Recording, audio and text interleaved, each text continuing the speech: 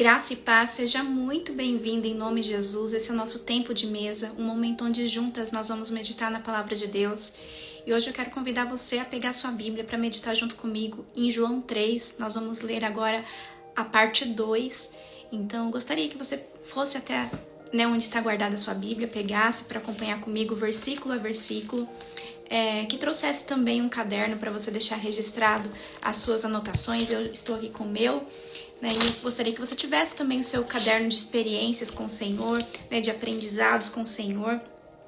Isso vai te acrescentar muito. Se você está aqui pela primeira vez, a tradução que eu utilizo na meditação é a tradução NBV, que é a Nova Bíblia Viva, que é uma tradução que você vai perceber que tem uma compreensão mais clara, mais acessível.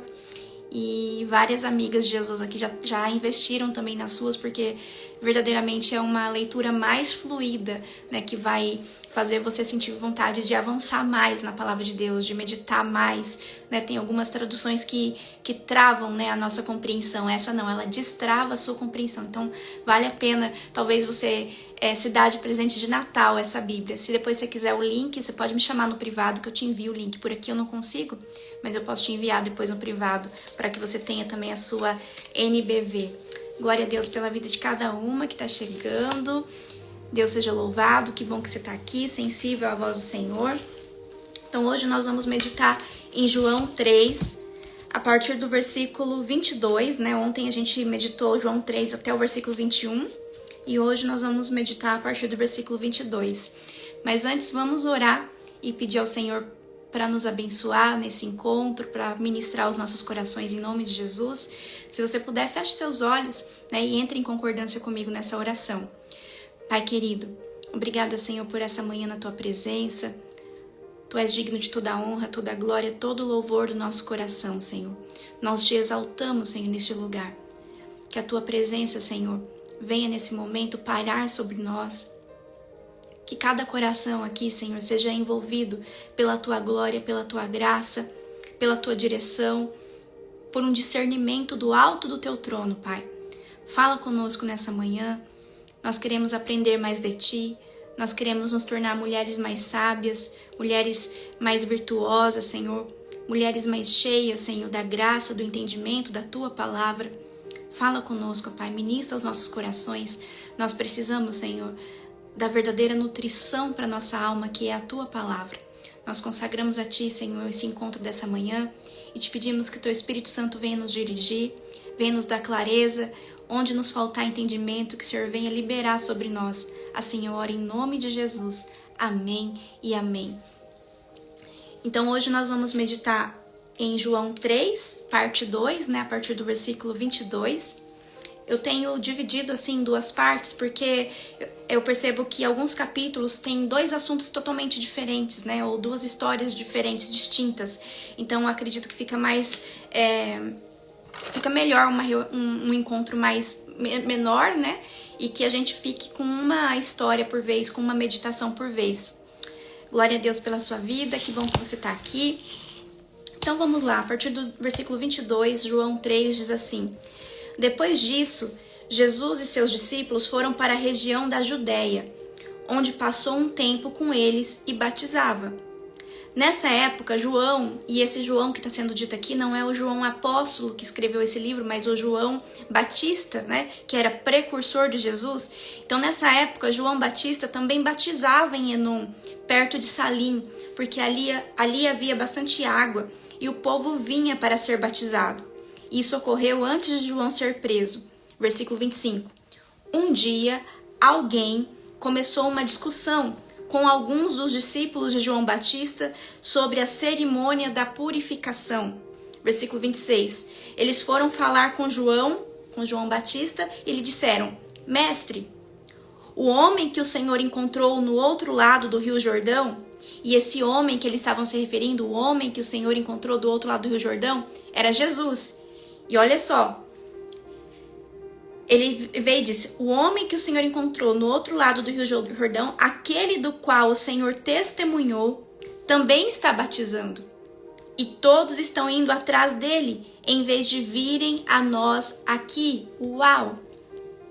O que está acontecendo aqui, Essas pessoas estavam tentando semear discórdia, semear o espírito de divisão, estavam tentando acessar o coração de João Batista, tentando fazer com que um espírito de comparação acessasse o coração dele, para que ele ficasse ofendido em relação a Jesus.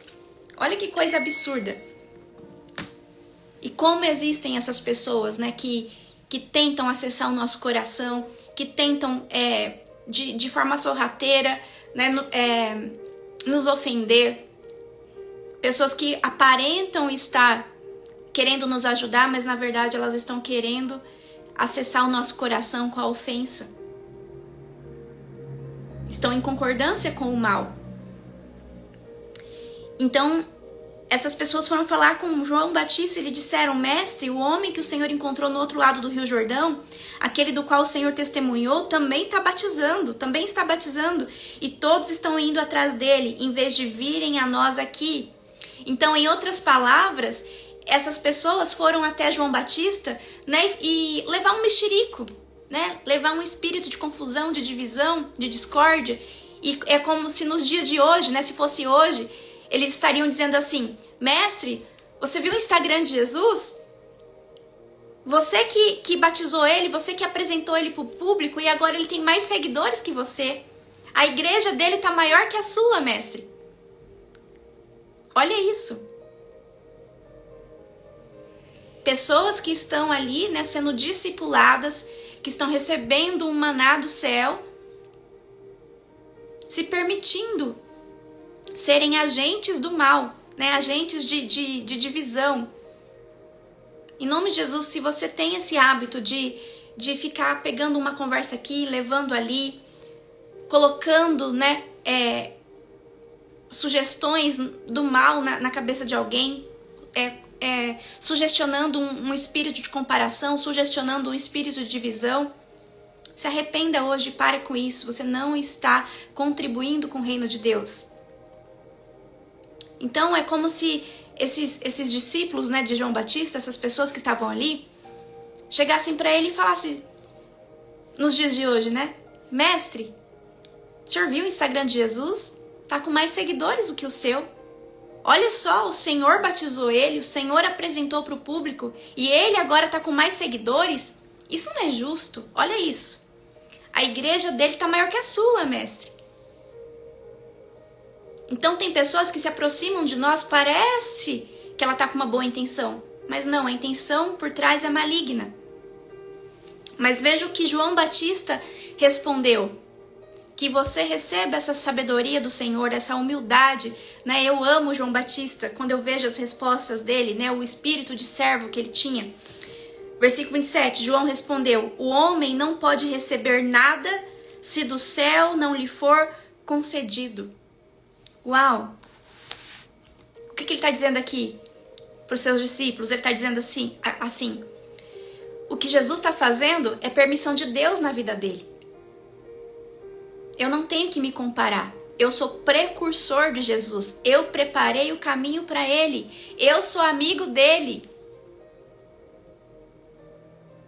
E aí eu quero te perguntar, você tem tido essa clareza de como guardar o seu coração, esse discernimento espiritual, de perceber quando alguém parece que está tentando te ajudar, mas na verdade ela está tentando te dar uma rasteira, ela está tentando deixar o seu coração ofendido, amargurado, ela está tentando instalar em você um espírito de comparação, ela está tentando instalar na sua mente um espírito de divisão, de discórdia. E João Batista, nesse momento, ele foi assertivo. Ele foi um homem segundo o coração de Deus ali. Ele entendia qual era o posicionamento dele, a missão dele, e sabia que isso não fazia ele menos digno, menor. Não, ali ele estava no centro da vontade de Deus. Ele estava vivendo o propósito dele de forma completa. Então João Batista respondeu para essas pessoas que estavam tentando semear o espírito de divisão. No versículo 27, o homem não pode receber nada se do céu não lhe for concedido. Uau! Versículo 28, vocês são testemunhas de que eu disse, eu não sou o Cristo. Então ele estava lembrando. Lembrem também que quando eu apresentei Jesus a vocês, quando eu mostrei que ele era o Messias, Eu também disse que eu não sou Cristo, mas ele é a pessoa pela qual nós estamos preparando o caminho. Vocês são testemunhas de que eu disse, eu não sou Cristo. Eu estou aqui para preparar o caminho para ele. Isso é tudo. Uau! Preparar o caminho para Jesus é tudo. Que exemplo! Então, eu quero trazer essa mensagem para você hoje. Guarde o seu coração do espírito de comparação. Existem pessoas que chegam de mansinho e tentam parecer que estão do seu lado. Fazendo exatamente como fizeram aqui, né?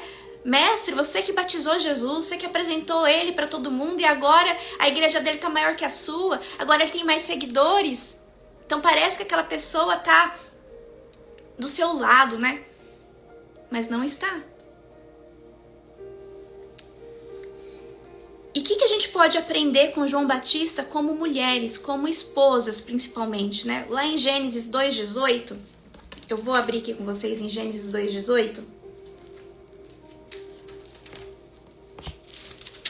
Em Gênesis 2:18 vai dizer assim: depois disso, disse o Senhor Deus, não é bom que o homem fique sozinho.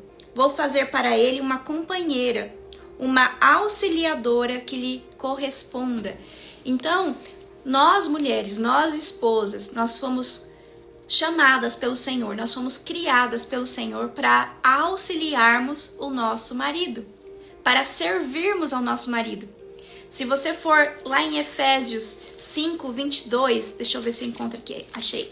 Efésios 5:22 ao 24. Anota aí para depois você meditar. Efésios 5:22 ao 24. Olha o que diz Efésios 5:22 ao 24.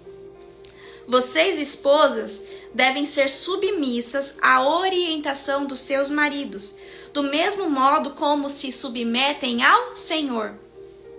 Então veja que nesse versículo 22 tem duas respostas. A quem você deve ser submissa e como você deve ser submissa. Então a quem as esposas devem ser submissas? Devem ser submissas à orientação dos seus maridos. E como eu devo ser submissa à orientação do meu marido? Do mesmo modo como eu me submeto ao Senhor. Então eu devo olhar para o rosto do meu marido e eu devo ver Jesus. Versículo 23. E por que deve ser assim? Porque o marido lidera a esposa, da mesma maneira como Cristo lidera o seu corpo, do qual ele é o Salvador. Portanto, vocês, esposas, devem atentar de bom grado para a orientação de seus maridos em tudo, tal como a igreja segue a direção de Cristo. Então veja o versículo 23. Por que a gente deve se submeter ao nosso marido como ao Senhor? Porque existe uma estrutura hierárquica espiritual que não foi criada pelo seu marido, foi criada por Deus. E Deus estabeleceu o casamento para ser algo bonito, funcional. Você já viu algum bicho com duas cabeças? É estranho, né? Uma pessoa com duas cabeças também seria estranho. Então, o casamento, o marido é o cabeça da esposa. E Jesus é o cabeça do marido. E Deus é o cabeça de Jesus. Então, existe essa estrutura hierárquica. E quando eu, como esposa, que fui criada por Deus para auxiliar o meu marido, para servir o meu marido, me rebelo contra a autoridade do meu marido, eu estou saindo desse lugar de proteção espiritual e é como se eu estivesse me rebelando também contra Jesus e contra Deus, dizendo assim, olha só, meu marido não cuida de mim, então eu tenho que fazer alguma coisa. Deus não tá vendo, Jesus não tá vendo. Ou seja, é um espírito de rebelião, né? Eu deixei a ofensa entrar no meu coração. Se o seu marido, ele é descrente, se ele ainda não crê em Jesus, se ele está caminhando por um caminho de perdição, o que você tem que fazer? Dobrar os seus joelhos e interceder para a próxima instância, que é Jesus, que é Deus que está acima dele. Porque vai ser cobrado do seu marido a liderança. A quem mais é dado, mais será cobrado. Um dia todos nós teremos que nos apresentar diante de Jesus. E será cobrado do seu marido as decisões que ele tomou em prol dessa família. Então vai ser cobrado dele. essa liderança, essa direção que ele deveria ter dado. E vai ser cobrado de nós também, como esposas.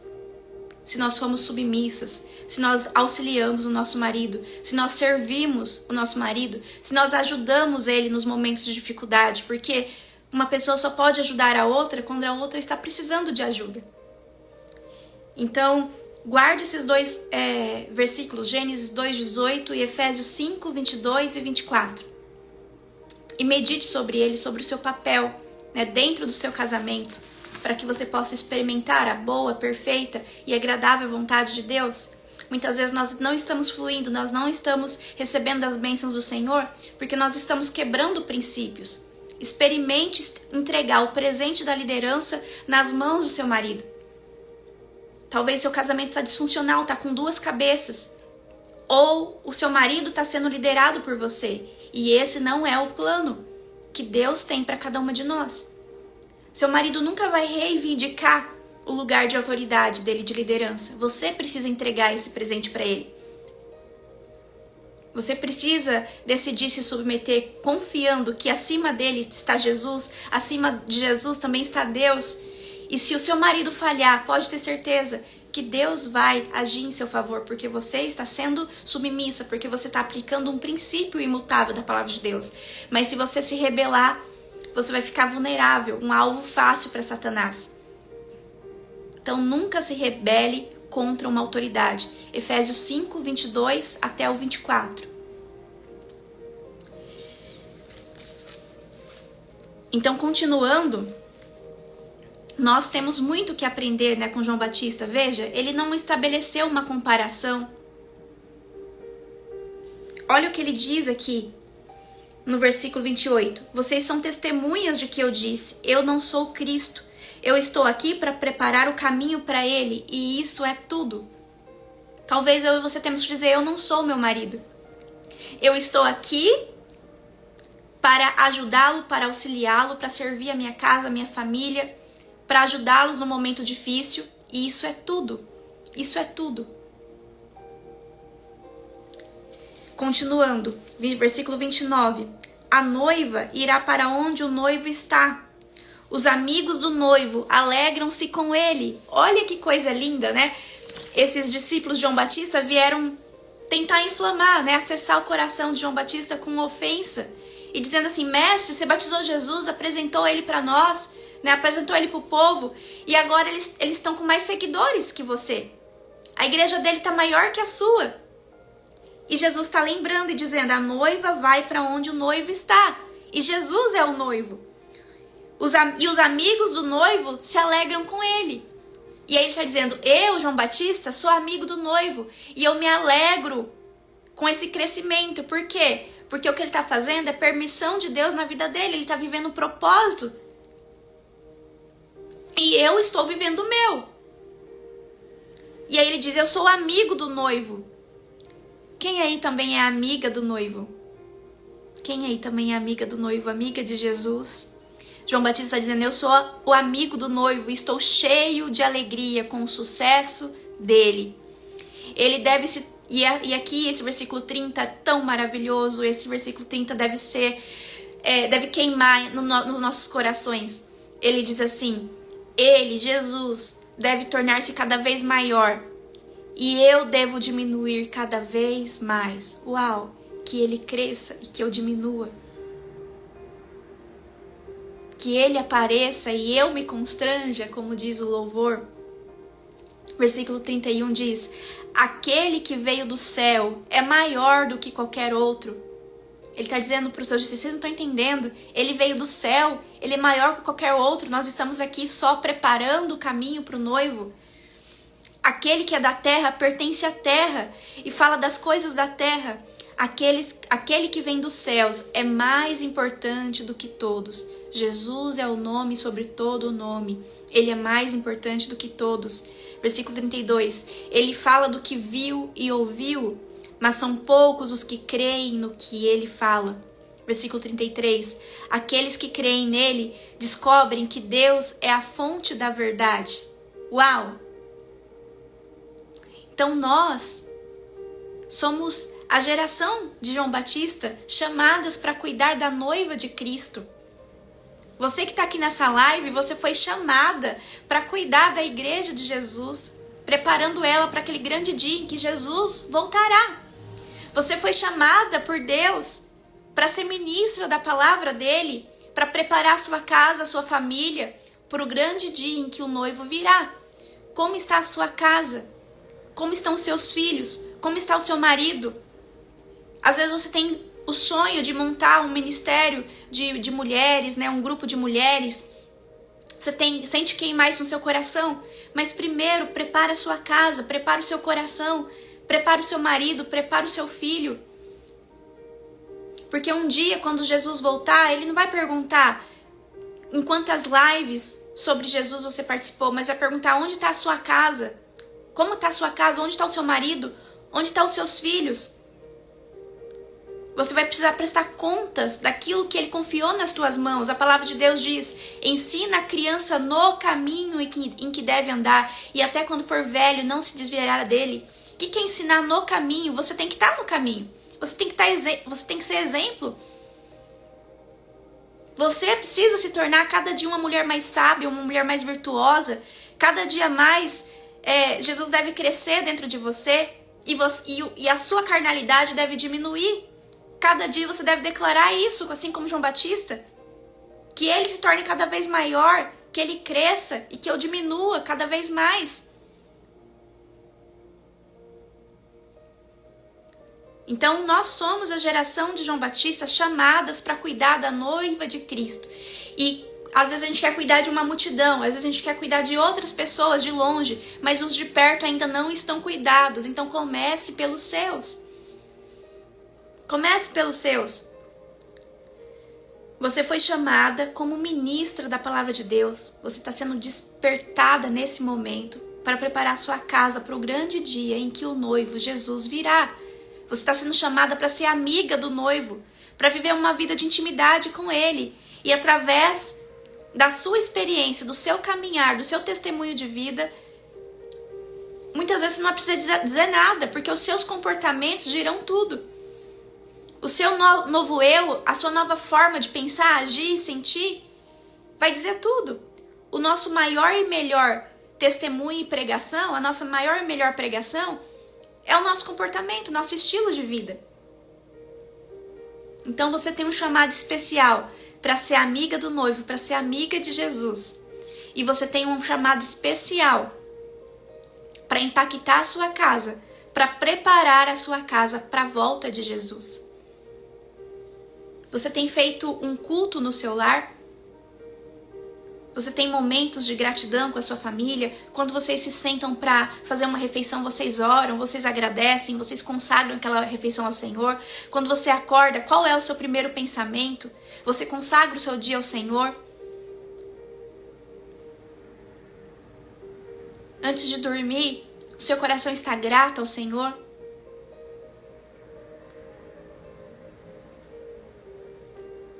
Você tem se assentado com seus filhos para meditar na palavra de Deus com eles?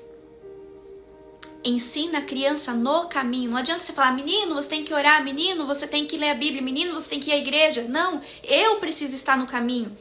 Deixe os seus filhos verem você orar. De vez em quando deixa a porta entreaberta para que eles passem e vejam: minha mãe é uma mulher de oração. Para que seu marido veja: minha esposa é uma mulher de oração. Muitas vezes a gente quer guerrear discutindo. As batalhas vitoriosas, elas se iniciam no secreto com o Senhor.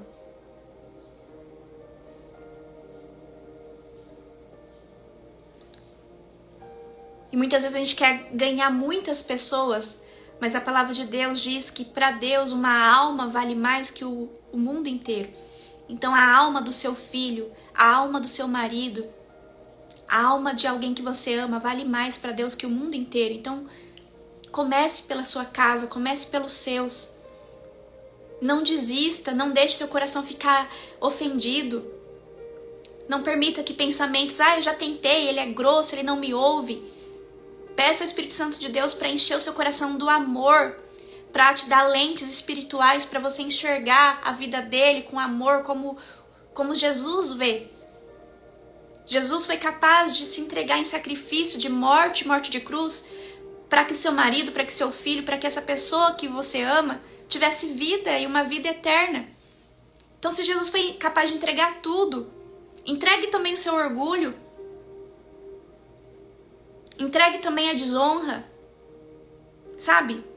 Pare de desonrar os seus com as suas palavras. Para de liberar palavras de destino para situações temporárias. Muitas vezes a gente fala, não tem mais jeito. Meu casamento não tem mais jeito. Meu filho não tem mais jeito. Minha sogra não tem jeito.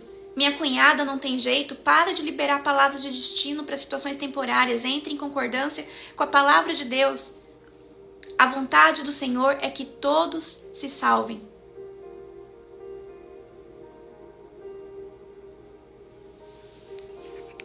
A Thalita disse, a própria palavra diz que se não honramos os de casa, somos piores que os descrentes. Exato, minha irmã, exato. Então nós precisamos começar em nós, primeiro em nós, né? Primeiro você olhar para você, colocar sua máscara de oxigênio espiritual. Primeiro você tentar começar a limpar o orgulho do seu coração, a incredulidade, a dureza. Construir uma vida de intimidade com o Senhor, no seu secreto, diariamente. E aí, os seus frutos vão começar a falar por você dentro do seu lar. Você não vai precisar nem se esforçar. A palavra de Deus diz que a mulher sábia, ela salva o seu marido sem precisar dizer uma palavra. Por quê? Porque ela tem um comportamento cheio da presença de Deus.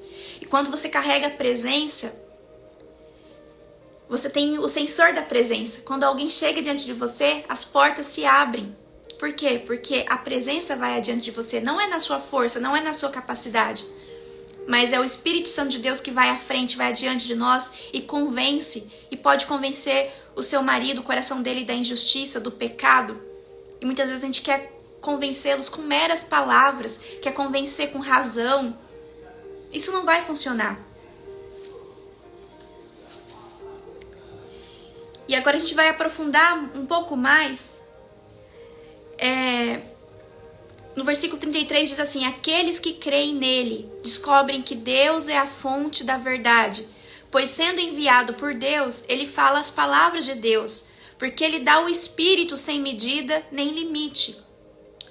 O Pai ama o Filho e entregou tudo o que existe em suas mãos. Quem crê no Filho tem a vida eterna, mas aquele que rejeita o Filho não verá a vida. Pelo contrário, a ira de Deus permanece sobre ele.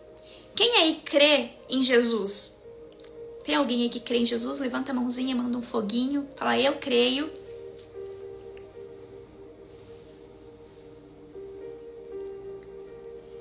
E o que está sendo dito aqui no versículo 34 é, se você quer sair debaixo da ira de Deus, você precisa crer em Jesus. Quem não crê em Jesus está debaixo da ira de Deus. Então tenha misericórdia pelos seus que ainda não creem. Se posicione por eles. Se você quer sair debaixo da ira de Deus, se você quer que alguém que você ama saia debaixo da ira de Deus, você e essa pessoa vão precisar crer em Jesus. Porque Jesus, ele é o caminho, ele não é uma opção. Só existe um caminho, Jesus é o caminho. Para sair debaixo da ira de Deus, Jesus é o caminho, ele não é uma opção, ele é o caminho, ele é a verdade e ele é a vida. Eu vi aqui que vários de vocês agora levantaram a mãozinha, escreveram eu creio, eu creio. Uau, glória a Deus. Mas vocês sabem o que significa crer? Vocês disseram eu creio em Jesus. Mas o que de fato significa crer em Jesus? Crer em Jesus é igual a confiar a sua vida. Crer em Jesus é igual a confiar a sua vida. Crer não é acreditar. Crer em Jesus não é ir à igreja. Crer é igual a confiar a sua vida. É falar como João Batista disse aqui no versículo 30, que ele cresça, que eu diminua. Que aquilo que é dele saia de mim e o que é meu caia por terra em nome de Jesus, todo o orgulho, todo o desejo de ter razão, toda mágoa, que ela diminua, que ela desapareça, mas que Jesus prevaleça sobre as minhas emoções. Eu não vivo pelo que eu vejo, mas pelo que eu creio. Eu não vivo por sentimentos, mas eu vivo pela fé. E quando eu digo o que significa crer, crer é confiar a minha vida a Cristo, como a Damires escreveu ali. Crer é confiar a minha vida, não importa como eu estou me sentindo. O que importa é o que eu creio. E eu creio que todas as coisas cooperam para o bem daqueles que amam a Deus, daqueles que confiam em Jesus, que creem em Jesus. Eu vou dar um exemplo agora para vocês entenderem a diferença de crer e de confiar. Preste atenção nessa história para você guardá-la no coração e se lembrar todos os dias que você precisa confiar em Jesus.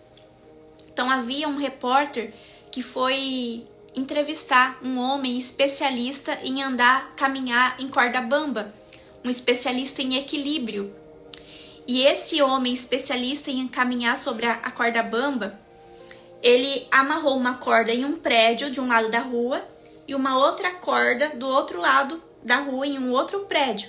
Então tinha uma corda suspensa, né, bem alto, ligando um prédio ao outro. E o que aconteceu? Esse especialista, né, em caminhar na corda bamba, especialista em equilíbrio, ele colocou essa corda e ele foi até o outro lado e voltou. Deu tudo certo. Depois ele achou, soltou até fogos, que deu tudo certo, que ele atravessou a corda bamba de um prédio ao outro e foi e voltou, deu tudo certo. Aí ele falou, vou aumentar a dificuldade, né? Porque ele já era especialista nisso, não era a primeira vez que ele fazia. Ele pegou um carrinho de mão e atravessou na corda bamba de um prédio a outro também com um carrinho de mão e voltou. E aí quando ele voltou, ele viu aquele repórter observando ele. E aí ele chegou pro repórter e perguntou, você acredita que eu consigo atravessar pro outro lado com um carrinho de mão? Ele perguntou pro repórter, você acredita que eu consigo atravessar pro outro lado com um carrinho de mão? E o repórter, claro, lógico, eu acredito. Você é fera, né? Eu já vi reportagens sobre você. Eu sei que você é excelente no que você faz. Claro que eu acredito. Então o especialista, né, em equilíbrio, em andar naquela corda bamba, então disse assim pro repórter, você acredita? Então sobe aqui no carrinho que eu vou levar você para o outro lado. E aí o repórter disse, não. E por que ele disse não? Porque o repórter ele acreditava, mas não confiava a sua vida nas mãos desse especialista em corda bamba, em andar em corda bamba. Então, crer é confiar que Jesus não vai te derrubar. É confiar que tudo vai cooperar para o seu bem, até os momentos difíceis. É confiar que Jesus tem poder para sustentar a sua vida, não importa a circunstância. Crer significa confiar a sua vida. Crer não é acreditar, crer não é ir à igreja. E aí? Você confia em Jesus? Você está confiando a sua vida em Jesus ou você tem tentado dar o seu jeitinho?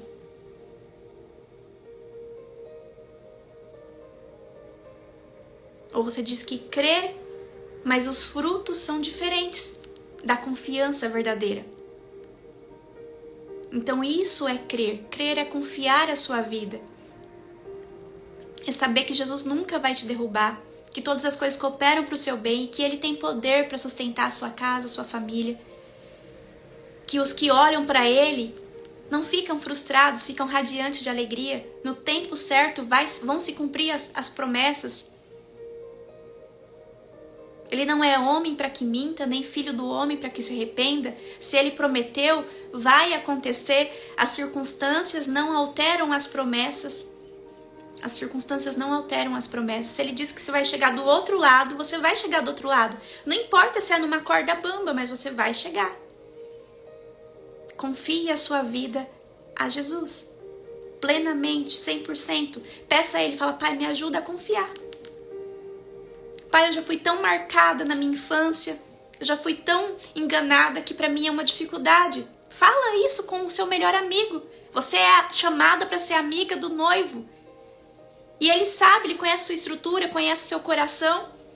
Então chega e fala, pai, eu tenho dificuldade em confiar. Eu já fui muito machucada, mas hoje eu decido, pai, liberar o perdão para essas pessoas que me machucaram, porque eu quero me livrar dessa desconfiança, dessa dor, dessa mágoa. Eu quero me livrar desse muro que eu levanto em relação às pessoas, dessa desconfiança. Eu não consigo confiar mais 100% em ninguém, pai. E isso tá me atrapalhando no meu relacionamento contigo. Então me ajuda, pai, a limpar o meu coração de toda mágoa, de toda injustiça, de todo excesso de passado, para que eu possa confiar verdadeiramente em ti. Talvez tem mulheres aqui que na infância não puderam confiar nos seus pais. E essa confiança está associada também a Jesus, ao nosso Pai Celestial. Então eu não consigo confiar em Jesus porque eu fui marcada, machucada na infância. Talvez não foi pelo seu pai, mas foi por um namorado, por um cônjuge, uma figura masculina que você projetou, que você se entregou e traiu a sua confiança. Mas em Jesus nós podemos colocar a nossa completa confiança e nós não seremos frustrados. Creia, Ele nunca vai te derrubar, Ele nunca vai te decepcionar. E Ele tem poder para transformar a sua vida, para sustentar a sua casa, para te levar para o outro lado da corda bamba, para te dar uma vida e uma vida em abundância. Não temas. Então, crer é derramar sua confiança em Jesus. Não é simplesmente dizer eu acredito em Jesus, mas eu confio em Jesus. Quem aqui pela fé, ainda que o coração ainda esteja, eu sei que eu não confio 100%. Quem aí pela fé pode declarar que quer viver isso? Eu confio em Jesus. Tudo aquilo que a gente comunica, Provérbios 18, 20 vai dizer, nós sempre comeremos do fruto das nossas palavras. Então se você tem dificuldade em confiar, Jesus conhece seu coração, sabe que provavelmente você foi muito marcada, você teve um grande impacto emocional que gerou em você essa desconfiança. Mas pela fé declare, eu confio em Jesus. Eu decido confiar em Jesus.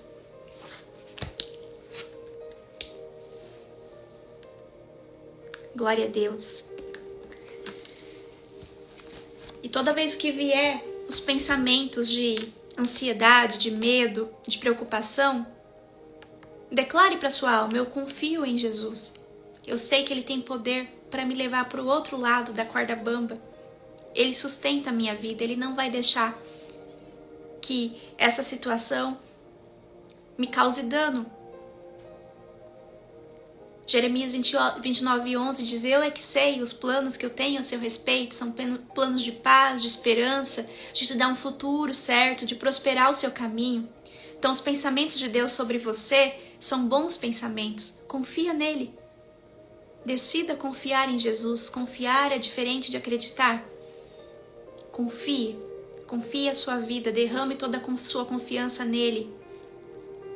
Peça ao Senhor para que purifique a sua alma de toda a mágoa, de toda a desconfiança, de todas as marcas do passado que talvez endureceram seu coração, fizeram seu coração ser incrédulo, duvidar. Confia no Senhor e será salvo tu e tua casa. Confia no Senhor e será salvo tu e a tua casa. Amém? Vamos orar e agradecer ao Senhor por esse tempo de mesa?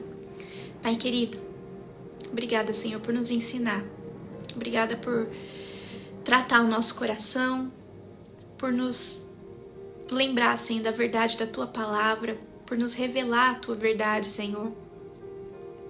Que o Senhor nos ajude, Senhor, a purificar o nosso coração de toda injustiça, de toda mágoa, de toda falta de perdão, de toda desconfiança.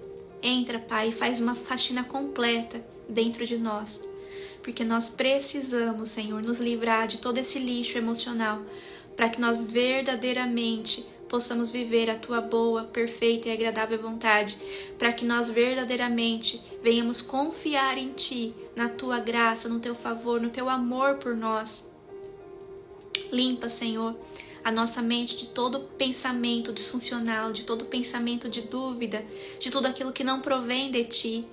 Limpa, Senhor, a nossa mente de toda ofensa, de toda amargura, ó Pai, de todo espírito de divisão, de contenda, de comparação. Caia por terra agora no poder e autoridade do nome de Jesus. Que nós venhamos, Senhor, com integridade, Te servir, Senhor. Que com um coração puro, Senhor, nós venhamos entender qual é o nosso chamado. Nós somos chamadas para Te servir, Senhor. Chamadas, Senhor, para preparar a nossa casa para a volta de Jesus.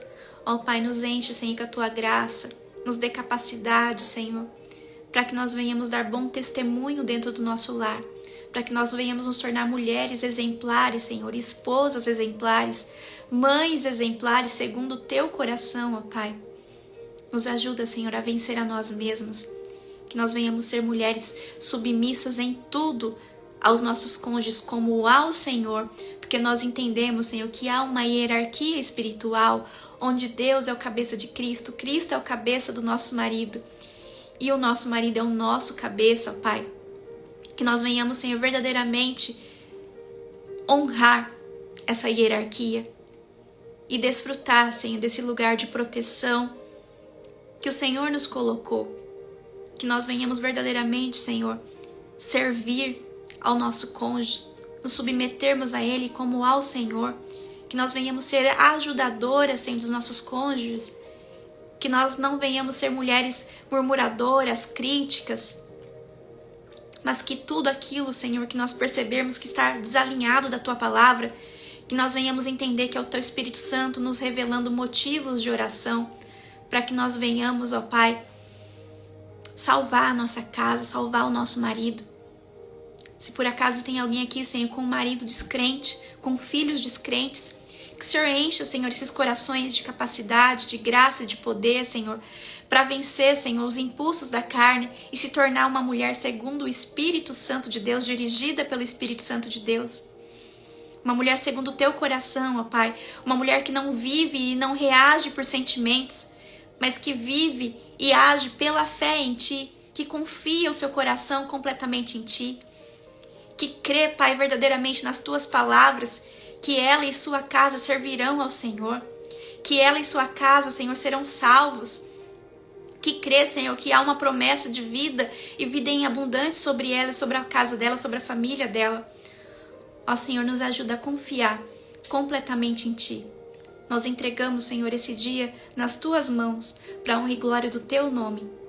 Acha em nós, Senhor, verdadeiras adoradoras, que Te adoram, Senhor, em espírito e em verdade. Que toda incredulidade, que toda dúvida, que todo medo caia por terra agora, em nome de Jesus. Enche, Senhor, nosso coração de uma confiança inabalável em Ti. Desperta, Senhor, olhos espirituais em nós, para que nós venhamos enxergar, assim como Tu vês a nossa casa, a nossa família. Não permita, Pai, que nenhuma ofensa acesse nosso coração, mas que o nosso coração venha transbordar do Teu amor, para a honra e glória do Teu nome, que nós venhamos amar como nunca antes, para a honra e glória do Teu nome. Que por onde nós passarmos, Senhor, nós venhamos exalar o bom perfume de Jesus.